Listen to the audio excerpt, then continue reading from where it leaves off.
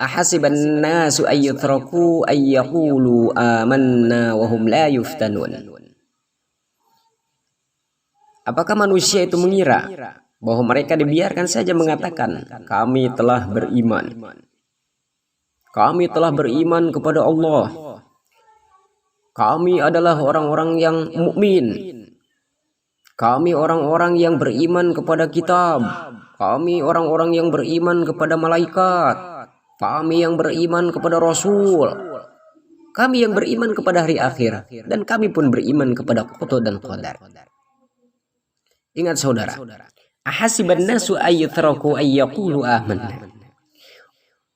Orang-orang yang mengatakan beriman, sebuah keniscayaan itu pasti oleh Allah Subhanahu wa taala bakal diuji. Wa hum la yuftanun.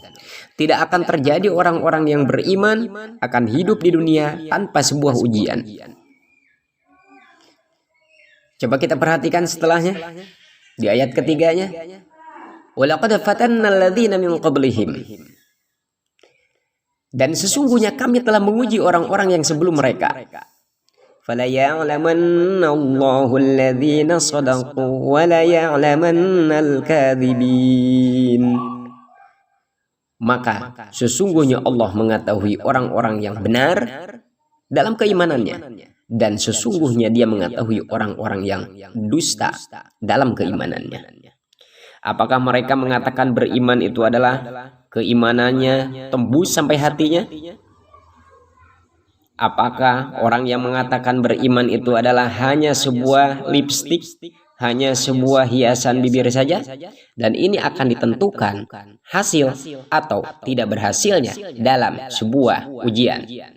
Jika seandainya dia berhasil dalam sebuah ujian, maka kebaikan oleh Allah Subhanahu wa taala akan diberikan kepada orang itu.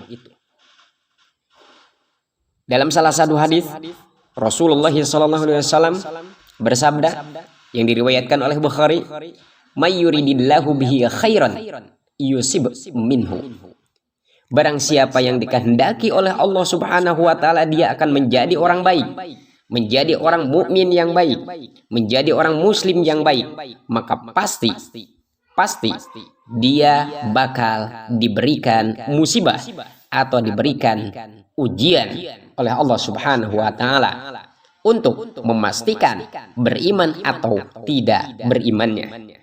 Seandainya dia sabar, seandainya dia menerima akan ujian itu, maka sebuah kepastian bahwa dia adalah orang yang beriman.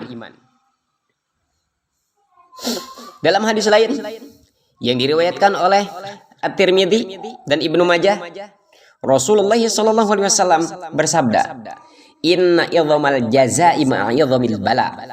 Sesungguhnya besarnya pahala yang akan Allah berikan kepada seseorang tergantung dengan besarnya ujian yang ditimpakan oleh Allah kepada orang tersebut. Dan ingat, wa innallaha idza ahabba qauman ibtalahum. Dan sesungguhnya Allah Subhanahu wa taala, jika Ia mencintai suatu kaum, ibtalahum, maka Dia pasti bakal menguji kaum tersebut.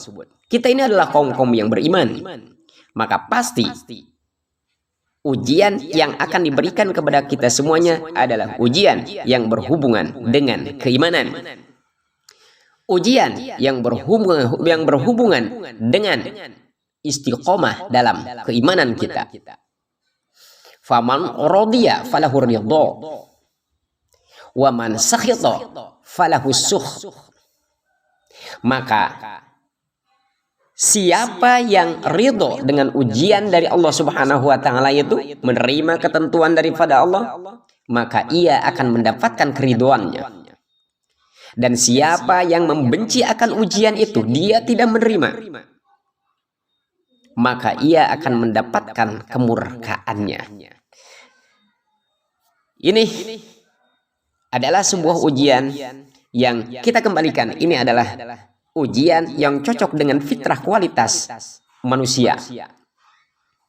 Bahkan ujian ini tidak terlepas daripada kehidupan ini. Sa'ad bin Abi Waqqas, salah satu sahabat yang dijamin masuk surga, pernah bertanya kepada Rasul, "Ya Rasulullah, ayun nasi asyaddu bala'an?" Wahai Rasul, manusia yang mana yang paling dahsyat ujiannya? Rasul berkata, "Qala al-anbiya tsummal amthal fal amthal." Yang lebih berat menerima ujian adalah para nabi. Kemudian di bawahnya. Kemudian di bawahnya. Yubtalal amdu ala hasabi dini. Fa in kana fi dinihi sulban ishtadda bala'uhu wa in kana fi dinihi riqqah ubtuliya ala hasabi dini.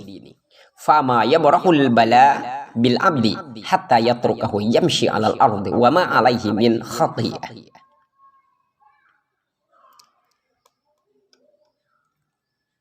Kemudian Rasulullah SAW melanjutkan sabdanya, seorang hamba akan diberi cobaan berdasarkan kualitas agamanya.